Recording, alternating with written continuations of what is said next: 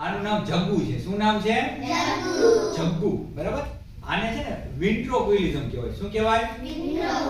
વિન્ટ્રોક્વિલિઝમ એટલે ગુજરાતીમાં કહેવાય શબ્દભ્રમ. બરાબર. એટલે કે ખરેખર આ જગ્ગુ બોલે છે એવું લાગે છે ને? હું જ બોલું છું. એ જ બોલે છે એવું લાગે છે ને? પણ ખરેખર એ બોલતો નથી. એટલે આને કહેવાય વિન્ટ્રોક્વિલિઝમ એટલે શબ્દભ્રમ. બરાબર છે. જેમાં આપણે થોડું શિક્ષણ આપીશું, કઈક એવી વાર્તા કરીશું. બરાબર. વાર્તા સાંભળવી ગમે? હું કઈશ વાર્તા. જગ્ગુ એમ કે હું વાર્તા કહીશ. જગ્ગુ વાર્તા કહેશે તો ગમશે? હા. બે વાર્તા સંભળાવી. બરાબર. વચ્ચે વચ્ચે જગ્ગુ બોલશે અને હું કહીશ. બરાબર. વાર્તા છે એક હતો સિંહ અને એક હતો ડેટકો. ડેટકો કેમ બોલે? હા, ડ્રાઉ ડ્રાઉ ડ્રાઉ. ડેટકો એમ બોલે ને. અને ડેટકો ક્યાં રહે? પાણીમાં. અને સિંહ ભાઈ તો જંગલના રાજા.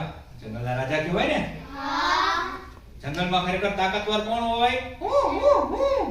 આ હોય? વાંદરો હોય? ના. કોણ? સિંહ. એટલે એને જંગલનો રાજા કહેવાય.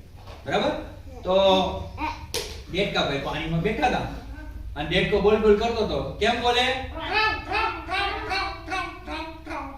ડ્રાઉ ડ્રાઉ કરે. અને ડેટકા ભાઈ ડ્રાઉ ડ્રાઉ કરે અને જંગલનો રાજા પાણી પીવા આવ્યો ત્યાં તો ડેટકાએ આમ કર્યું, ડ્રાઉ કર્યું એટલે જંગલનો રાજા તો બી ગયો. થોડો ડર લાગ્યો કે આ તો શું પાણીમાંથી અવાજ આવે છે.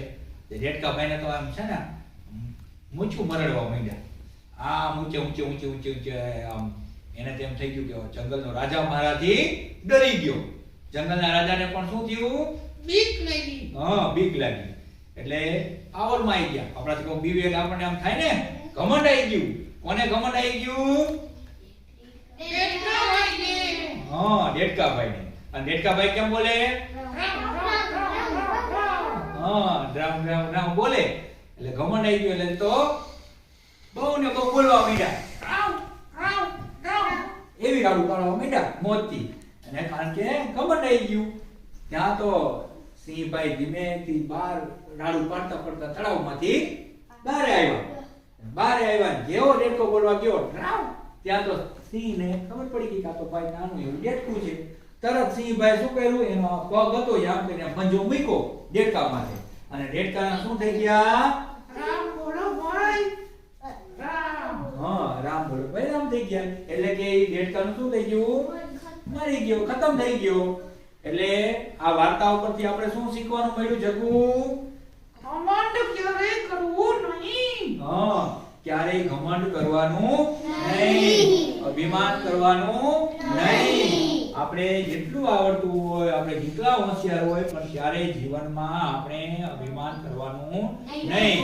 કારણ કે અભિમાન કરતો માણસ એવો હોય ઊંચે ઊંચે હોય પણ નીચેનું કઈ દેખાય નહીં. એટલે ક્યારેક પોતે ખાઈમાં પડી જાય નહીં. બરાબર. અને એક વસ્તુથી બહુ જ દૂર રહેવાનું. શેનાથી દૂર રહેવાનું? મોબાઈલ છે. અત્યારે બધા મોબાઈલના કેટલા મોબાઈલનો ઉપયોગ નથી કરતા? આમાંથી બધા વાપરો છો ને મોબાઈલ? સરસ. પણ મોબાઈલ છે ઓછો વાપરવાનો. કારણ કે મોબાઈલ થી શું થાય? આપણી આંખો જાય. ઘણા બધા એવા કેસ છે મોબાઈલ થી લગવા પણ થાય. બરાબર. સતત આપણા હાથ એમને હોય, આપણે ખાવા પીવામાં ધ્યાન ન આપી એટલે શું થાય? આપણને લકવા પણ થઈએ. એટલે મોબાઈલમાં એવા રેડિયેશન હોય, એવા ઝેરી એવા કિરણો હોય, રેડિયેશન કહેવાય. અને એ આપણને નુકસાન કરે. આપણો મગજ ખરાબ કરી નાખે, આપણી આંખો ખરાબ કરી નાખે, આપણું શરીર ખરાબ કરી નાખે. તો શેનાથી દૂર રહેવાનું? મોબાઈલ થી દૂર રહેવાનું. બરાબર. એટલે હવે આજથી પ્રોમિસ કરો મોબાઈલ ઓછો વાપરશો ને?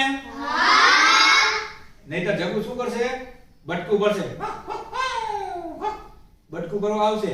એટલે જગ્ગુ કે છે આજથી મોબાઈલનો ઉપયોગ ઓછો કરવાનો. બરાબર. બને ત્યાં સુધી મોબાઈલનો ઉપયોગ કરવાનો જ નહીં. પ્રોમિસ?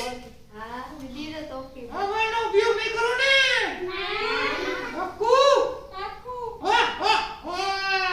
શાબાશ. સરસ. ગમ્યું ને? મજા આવી બધાને? ચાલો વેરી ગુડ. તાળીઓ પાડી દો. સરસ.